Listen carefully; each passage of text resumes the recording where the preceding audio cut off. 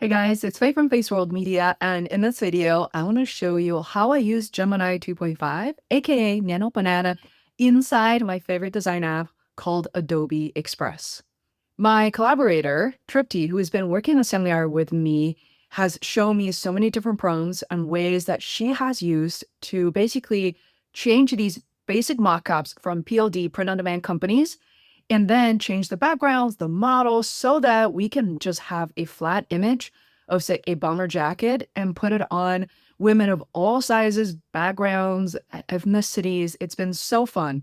So if you're a creator, especially if you're into merch design, maybe you have your little fashion shop, or even something that's flat or 2D design, I think you can benefit so much from using Gemini 2.5 inside Adobe Express.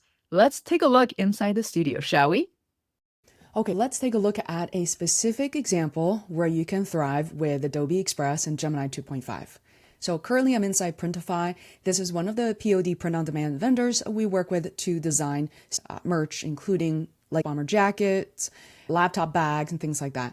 So what we're going to do is click on it and you'll notice you get these flat images, as in the jacket laid flat, front and back. Then we have these generic models. It's a good idea to have them just out of convenience. But as you can see, they're really generic. And I really want to see women of different ethnicities and sizes to be able to wear my mom's products. So what we're going to do is click on this image, right click, save this image. It's that easy. So jacket front.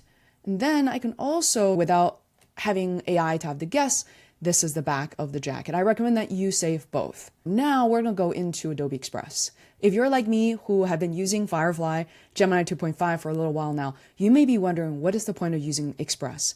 With Express, you have a lot of templates. You have a lot of existing Gen AI features you can leverage right away. We have a whole playlist and also in the description below so you can check it out. But essentially, there is a lot more control that you would have. And so for example, right now, I want to do an Instagram vertical post. So this way I'm able to create different models with that jacket and share on Instagram right away.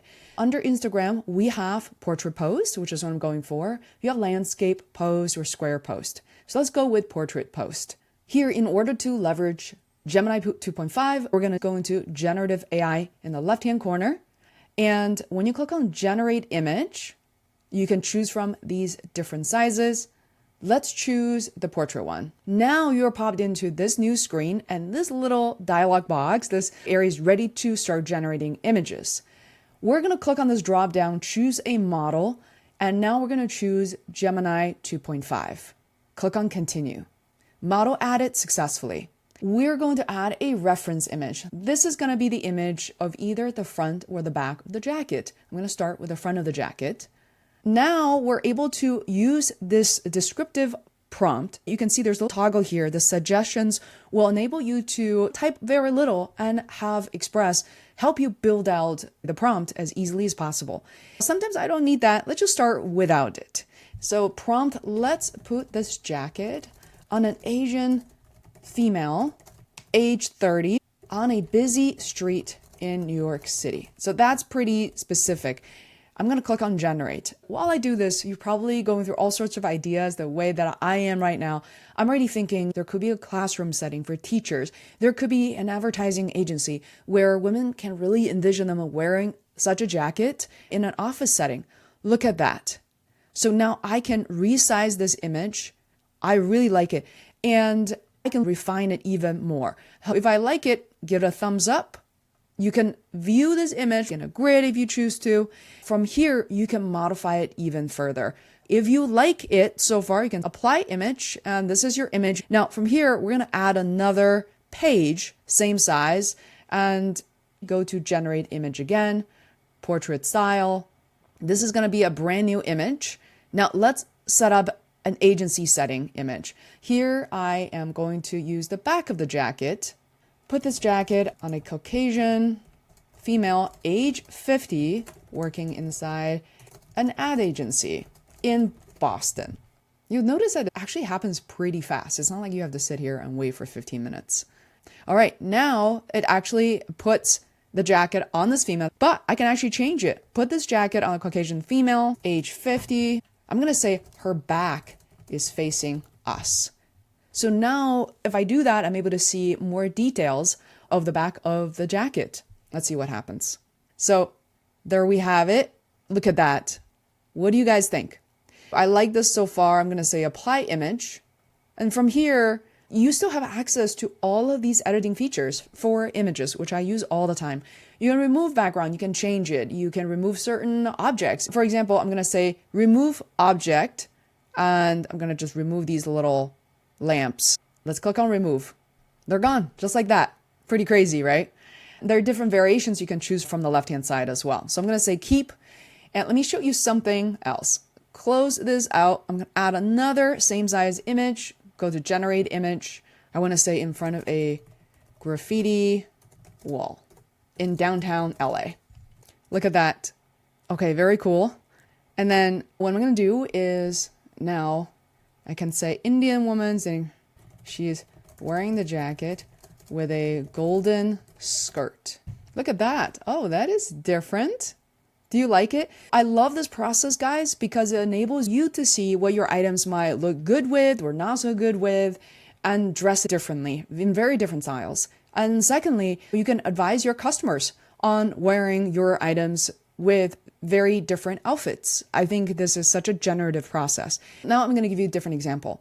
You can also use AI with more 2D images and assets. For example, there are some generic images I've downloaded based on how you can put this cover of your book. This is an example of my mom's official Chinese Empress's book. And this is a cover. What I'm going to do is save this image as, or I can simply take an image of this cover right here. It doesn't have to be perfect like that. There's a little bit of a shadow. That's okay. And then I'm going to click on apply image. And then let's go ahead and create a new image. Now we're able to create mock-ups of people holding the book, looking at the book or this book on a bookshelf. Let's have some fun. Portrait, once again, you can choose your own size.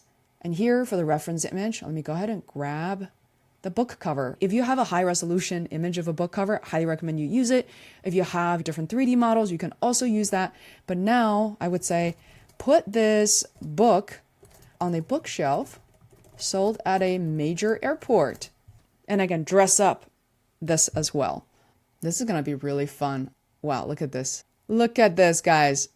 How surreal is this? Looking at the other books from here, it's very clear. I can even crop it if I want to. One thing, I gotta be honest, you can't really zoom in too much. From this distance, it's pretty accurate, but if you zoom in, the lettering started to seem a little bit off. So this is really for like farther away mock-up. At this stage, you may want to do something like this, literally, right? What I can do is throw in the actual image, this image. Now I'm going to go to the actual screenshot of this. We can remove the background and we can overlay this book on the bookshelf, just as an example, right? And this way you don't have to struggle with the image issues or the spelling errors and things like that. Okay, so now we're going to do something different. I am going to use a more landscape image. So let's go back to Adobe Express and do a YouTube thumbnail, just because I know the thumbnails of landscape orientation, you have a lot more space to work with. Let's click on Generative AI and generate an image. In this case, it's going to be widescreen.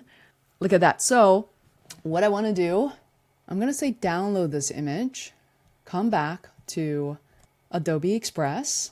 I'm going to say imagine these paintings at a different location, such as the Museum of Fine Arts, a major museum, white gallery walls in a solo exhibit. What's going to happen? Tell me this is too ambitious, but you got to try and see what you find.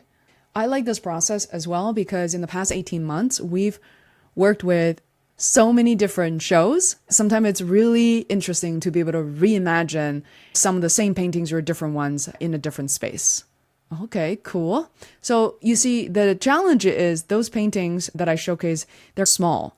So it's really hard for AI to generate something that's precise as Stanley's artwork. I'm going to choose a slightly different image where these images are just a little bit more zoomed in and easier to see. So how about this? Let's start with a slightly different image. even though that original image is a little bit more on the vertical side. Change the background and setting into a museum style, maybe the Met in New York, showcasing Yang Li's Chinese empresses. If there isn't a lot of information or data on your art collection, it's going to be hard for AI to imagine what they look like. But since my mom and I have been exhibiting her work for quite some time now, this is really interesting. They preserved that painting pretty well. So quite interesting to see how that appears in a setting that looks more like a museum. Let's save this one. Interesting. Now, what we can also do is feed an image in exactly as showcased. So let's go ahead and go to Xiangli Art. I'm going to grab one of our actual images, like a landscape one. Let's go into the Song Dynasty early period. I'm going to grab this one. And as you can see, a landscape one, showcase this Chinese Empresses painting by Xiangli Art. I gotta say, guys, it's pretty impressive. And okay, now I can resize this image. Wow. So I hope you had fun. I would love to see how you're able to play with Gemini 2.5 inside Adobe Express. Share on social media. I'm all ears and this has been so much fun. I'm gonna check out what you guys create in the comments below. Thanks again. I'm gonna see you next time.